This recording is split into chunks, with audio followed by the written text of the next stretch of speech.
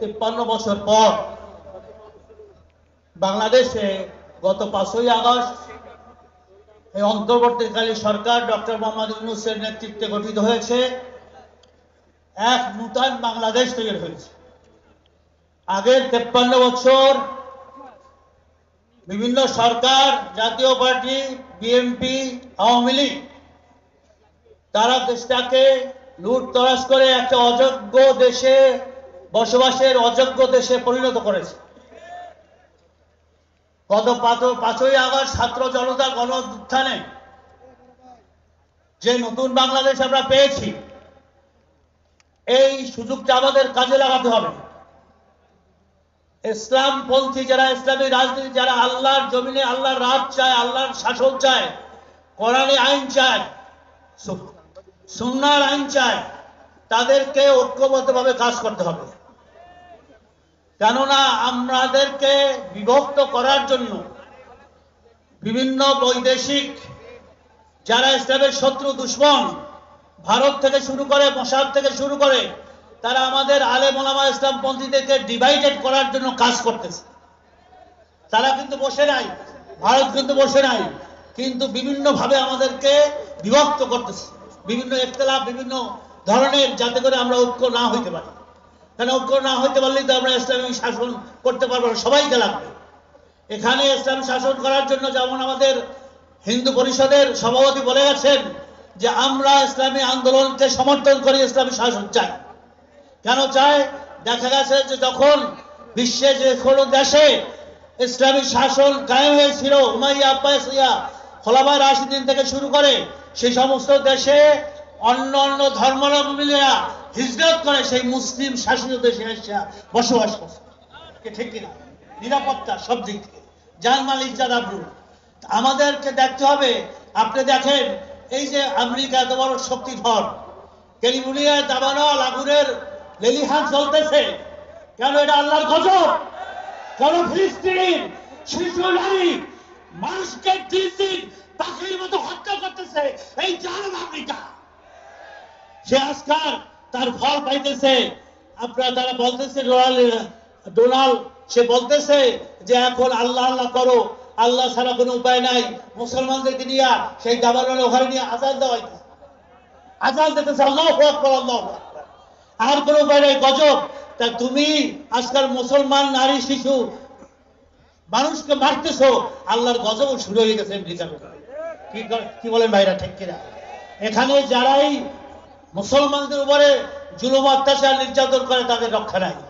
আসেন আমাদের বাংলাদেশে ফ্যাসিস্ট ফিরআউন, এই স্বৈরাচারী শেখ হাসিনা সরকার কি না করছে?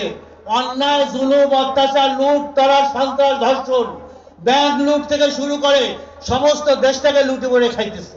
এখন শ্বেতপত্র বাইরে দিতেছে। এখন কত কোটি কোটি, হাজার হাজার কোটি টাকা, ডলার শেখ হাসিনা, তার বোন রেহানা, তার ছেলে জয়, তার মেয়ে পুতুল, হাজার হাজার কোটি টাকা তারা বাংলাদেশ থেকে পাচার করছে। প্রতিদিন 24,000 কোটি ডলার পাচার করছে প্রতিদিন। তাহলে দেশের এরা কি আসলে এরা দেশপ্রেমিক না দেশের শত্রু? দেশের শত্রু কিনা বলেন? এ ব্যাপারে কি করতে হবে? আমার আব্বাজান রহমতুল্লাহ বলছেন, শত্রু যেভাবে আসে সেইভাবে মোকাবেলা করতে হবে। এখন তো আর ঢাল তরবারের যুদ্ধ নাই, এখন হয়েছে ভোটের যুদ্ধ। এখন কিসের যুদ্ধ? ভোটের যুদ্ধ। এই যে আগামীতে ভোট আসতেছে সংস্কারের পরে, যেটা বলছে 2025-এর পরে অথবা 26-এর মধ্যবর্তী অবস্থায় তারা নির্বাচন দেবে আমাদের অন্তর্বর্তীকালীন সরকার সংস্কারের পরে। আগে সংস্কার ছাড়া হবে না। আরে এত তাড়াহুড়া কিসের নির্বাচন দেওয়ার জন্য? পাগল হয়ে গেছে নির্বাচনের জন্য।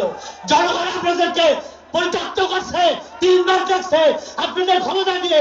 আর যারা এই সন্ত্রাসী, দুর্নীতিবাজ, যারা টাকা লুট করে, তাদের কি দেশে আর কেউ ক্ষমতায় দেখতে চায়? আপনারা কি চান? হতেই চাই না। এই সংস্কার হতেই হবে। সংস্কারের পরে নির্বাচন। এই নির্বাচনে আমাদেরকে, ইসলামপন্থীদেরকে এক হয়ে, যেটা আমাদের আমির বারবার বলছেন যে আমরা আগামী নির্বাচনে ইসলামের একটা বাক্স দিতে চাই, একটা বাক্স জনগণ বুঝুক, তারা বলে হুজুর আপনারা খালি বিভিন্ন দলে বিভক্ত, বিভিন্ন ভালো এক হয়ে হাল্লা কেন? এক হইলে আমরা সবাই আপনাদেরকে ভোট দেবো। আমরা আওয়ামী লীগ দেখছি, বিএনপি দেখছি, জাতীয় পার্টি দেখছি, সোনার বাংলা দেখছি, সবুজ বাংলা দেখছি, এবার ইসলামের বাংলাদেশ দেখতে চাই। একমাত্র মুক্তির পথ ইসলাম।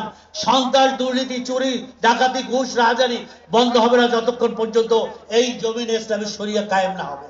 কি কেউ পারবে? একমাত্র কোরআনী শাসন ছাড়া আমাদের মুক্তি নাই। আসুন আমরা আগামী নির্বাচনে শপথ গ্রহণ করি, আল্লাহকে সাক্ষী রেখে আমরা সবাই এখান থেকে যাওয়ার পর গ্রামে গ্রামে, পাড়ায় পাড়ায়, মহল্লায় মহল্লায়, জেলায় জেলায়, থানায় থানায় আমরা ইসলামী আন্দোলনের হাত পাখার দুর্গ করে তুলব ইনশাআল্লাহ। কারা কারা রাজি আছে? আজ থেকে আমাদের নতুন শুরু হলো ইসলামী আন্দোলনের। আর হাত পাকা ছাড়ার কোনো মার্কা নাই, একই মার্কা সবাই বলে বলতে, হাত পাকা, হাত পাকা, হাত পাকা। জয় হোক ইসলামী শাসনের বাংলাদেশ। আমি আবারও বলতেছি, ঐক্যবদ্ধভাবে আমাদেরকে ইসলামী আন্দোলন হাত পাকা নিয়ে যাইতে হবে এবং টার্গেট ভিত্তিক প্রত্যেকটা সেন্টারে, কেন্দ্রে আমাদের এই যুবকরা আপনারা পাহারা দেবেন যে কোন ফ্যাসিস্ট সরকার, কোন ফ্যাসিস্ট, কোন আপনার যাদের কালো টাকা, যাদের মাসের ভয় বলা হয়, তারা যেন এই কেন্দ্রগুলো দখল করতে না পারে। এই জন্য আমাদের যুবকরা সেটা পাহারা দিয়ে তাদের মোকাবেলা করবো ইনশাআল্লাহ। যেমন বাংলাদেশ ইনশাআল্লাহ সরকার গঠন করবে, ইসলামী সরকার গঠন করবে। পার্লামেন্টে 151 জনের বেশি সদস্য নিয়ে আমরা সরকার গঠন করব ইনশাআল্লাহ। কারা কারা আছেন? আল্লাহু আকবার, আল্লাহু আকবার, আল্লাহু আকবার। আল্লাহ রাব্বুল আলামিন আমাদেরকে সেই তৌফিক দান করেন এবং মুসলমানদের ভিতরে ঐক্যবদ্ধ হয়ে যেন আমরা ফ্যাসিস্ট, এই জালেম, এই ফিরাউন সরকার, যারা অত্যাচারী দুর্নীতিবাজ, তাদের থেকে এই দেশটাকে রক্ষা করতে পারি। আসুন আমরা সবাই ঐক্যবদ্ধভাবে ইসলামের পতাকা তলে হাত পাকা নিয়ে আগে এগিয়ে যাই এবং আগামী দিনে ইসলামী রাষ্ট্র উপহার দেই। এই আহ্বান রেখে আমার সংক্ষিপ্ত বক্তব্য এখানে শেষ করছি। নাসরুম মিনাল্লাহি ওয়া ফাতহুন করিব ওয়া বাশশিরিল মুমিনিন। ওয়াসসালামু আলাইকুম ওয়া রাহমাতুল্লাহ।